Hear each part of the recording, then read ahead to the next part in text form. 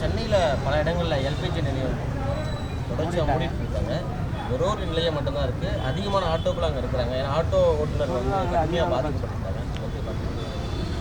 இது எல்லாவற்றுக்கும் தீர்வு ஒன்றிய அரசின் அணுகுமுறை தவறுகளிலிருந்து அது விடுபட வேண்டும் என்பது மட்டுமல்ல, தனது அயலுறவு கொள்கையினுடைய முழக்கத்தை இது முன்மொழிய வேண்டும். போர் நிறுத்தத்திற்கு இந்தியா முன்முயற்சிகள் எடுக்க வேண்டும். ஈரான் வழியாக தான் உலகத்திற்கு 45% எரிவாயு கேஸ் சிலிண்டர் வணிகம் நடைபெறுகிறது. அங்கே திட்டமிட்ட அமெரிக்காவும் இஸ்ரேலும் தொடுத்திருக்கிற தாக்குதல் வெறும் ஈரான் மீது தொடுக்கப்பட்ட தாக்குதல் மனிதகுலத்தின் மீதும் மனிதகுலத்தினுடைய அமைதியான வாழ்வின் மீதும் தொடுக்கப்படுகிற தாக்குதல். எனவே முதல் குற்றவாளி ட்ரம்ப், நெதன்யாகு, இவர்களுக்கு எதிராக இந்தியாவுடைய பிரதமர் கண்டன முழக்கமிட வேண்டும்.